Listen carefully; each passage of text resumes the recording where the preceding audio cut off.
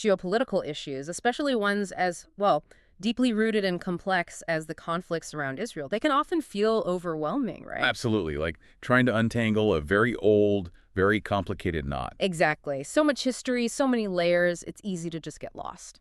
But that's why we're here. Hmm. We're doing a deep dive today, focusing on Israel, the disputes over land, the wars with neighbors, and that growing rivalry with Iran. A critical relationship to understand in the region today. For sure. You've given us some really insightful sources, and our mission really is to unpack the key moments, the forces driving this, the different viewpoints. Without getting bogged down. Right. So you walk away actually feeling informed, not just buried in facts. It's a tall order for such a layered topic, but yeah, a clear sort of chronological path helps. We want you to grasp not just what happened, but why it's still so relevant. Connecting those dots through the decades. Exactly. Okay, so let's kick things off maybe after World War II, a really critical time, the world dealing with the aftermath of the Holocaust. Pivotal moment, definitely. The sources point to 1947, the UN proposing a plan to divide British-controlled Palestine. 2 states, one Jewish, one Arab. Historic proposal. And Israel accepted it. But Arab leaders, well, they rejected it. That rejection is crucial. It seems so, because it led almost immediately, didn't it, to the 1948 Arab-Israeli War, right after Israel declared independence. The very next day. And what's striking in the materials is Israel didn't just survive that war, it actually expanded its territory beyond what the UN had originally proposed. Considerably so. And crucially, this period saw over 700,000 Palestinians displaced, an event they call the Nakba. The catastrophe, a word that carries immense weight and signifies the beginning of the Palestinian refugee crisis. For Israel, of course, 1948 is the War of Independence. 2 starkly different narratives of the same event. Absolutely. And you had 5 Arab nations, Egypt, Jordan, Syria, Lebanon, and Iraq invading, trying to prevent Israel's existence. It really set the stage. So that lays the foundation. Then what's the next major shift? The sources talk a lot about 1967. Right, the Six-Day War. This was another defining moment. Israel launched what it termed a preemptive strike against Egypt, Syria, and Jordan. And the outcome? A swift, decisive Israeli victory. They captured huge swaths of territory. The West Bank, including East Jerusalem, the Gaza Strip, Egypt's Sinai Peninsula, and Syria's Golan Heights. Wow. That fundamentally redrew the map. It absolutely did. Yeah. Now, the Sinai was eventually returned to Egypt as part of a peace treaty later on. We'll get to that. Okay. But Israel continues to occupy the West Bank. Yeah. And while it withdrew troops from Gaza, it still controls its borders, air, and sea access. These occupied territories are central to the conflict today. And this is when the settlement started, right? In the West Bank and East Jerusalem. Exactly. Since 1967, Israel has built Jewish settlements in these areas, areas that Palestinians see as the core of their future state. How are these viewed internationally? Well, the sources are pretty clear. Most of the world, including the UN and the International Court of Justice, considers them illegal under international law. But Israel disagrees. Israel disputes this. They often cite security needs, especially given attacks from groups like Hamas, and also historical and religious ties to the land.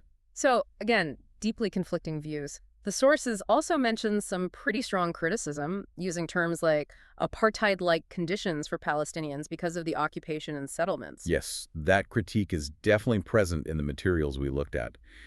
It's argued that these policies severely restrict Palestinian movement, economic activity, and access to resources, hindering prospects for peace. It really feels like these early land issues cast such a long shadow. I mean, thinking about the 2-state solution, how does that idea even survive when the foundation is so contested? That's the core challenge, isn't it? That shadow is incredibly long.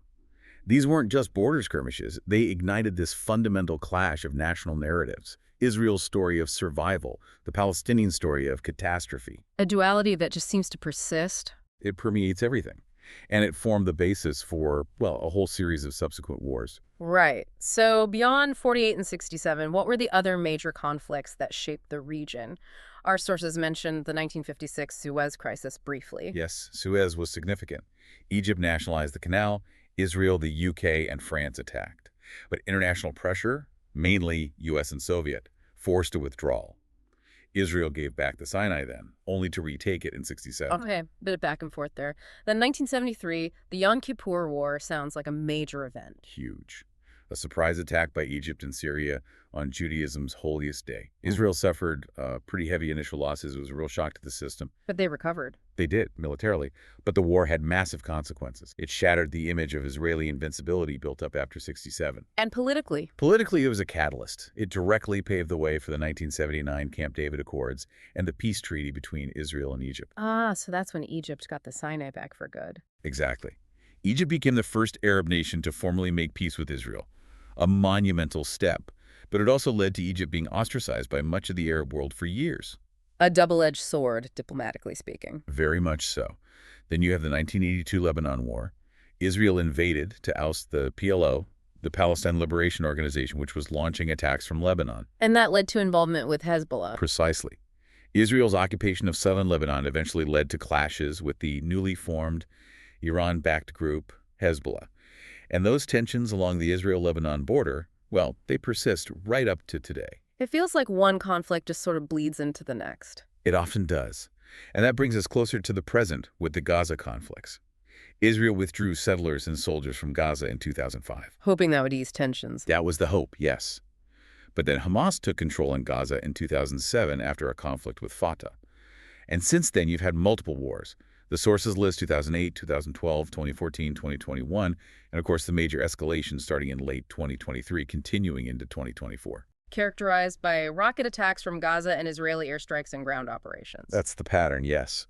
Devastating cycles of violence.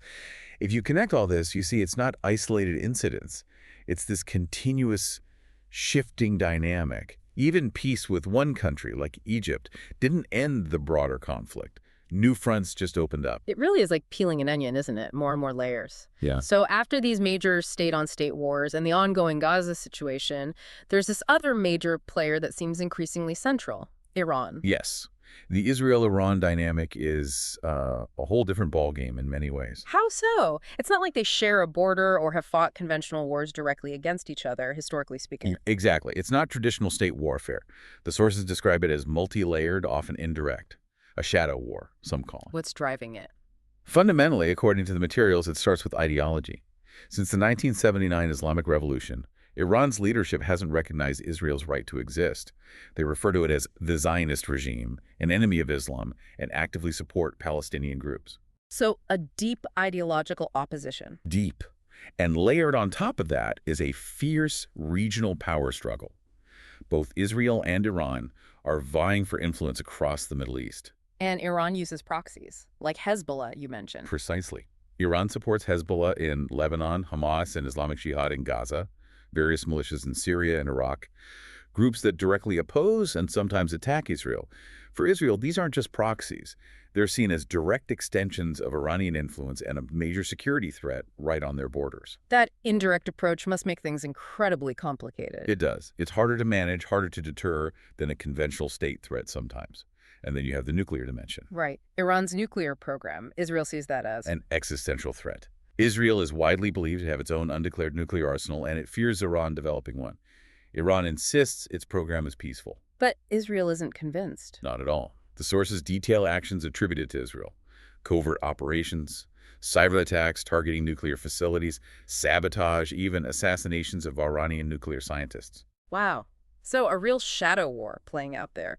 And Syria seems to be a key location for this. Syria is absolutely a major theater for this rivalry. Iran used the chaos of the Syrian civil war to establish a military presence there, moving weapons and personnel closer to Israel. Prompting Israeli action. Hundreds of Israeli airstrikes inside Syria, according to reports, targeting Iranian bases, weapons convoys, things like that, trying to prevent Iran from entrenching itself militarily on Israel's doorstep.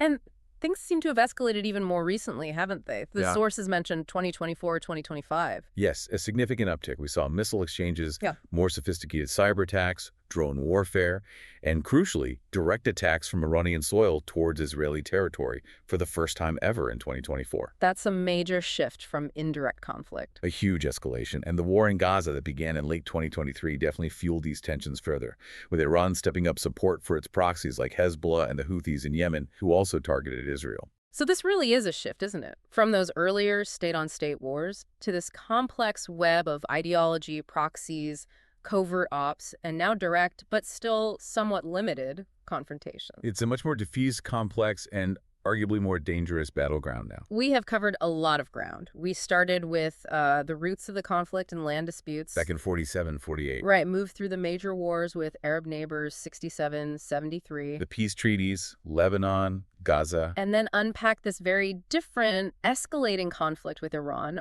Hopefully you listening now have, well, maybe not all the answers, but a much clearer map of this incredibly complex landscape, a shortcut to being well-informed.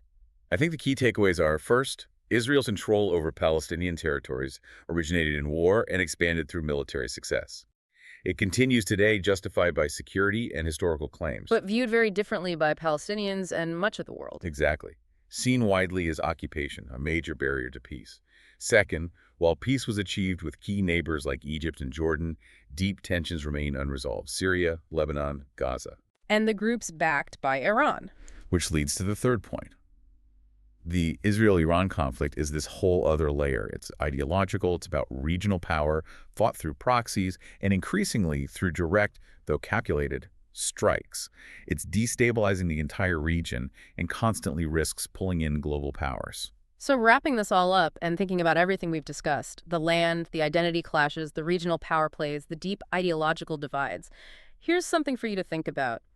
What do you believe is the single biggest hurdle to finding lasting peace in the Middle East? And does understanding these historical roots, this long and tangled history we've just unpacked, change how you view the events happening right now?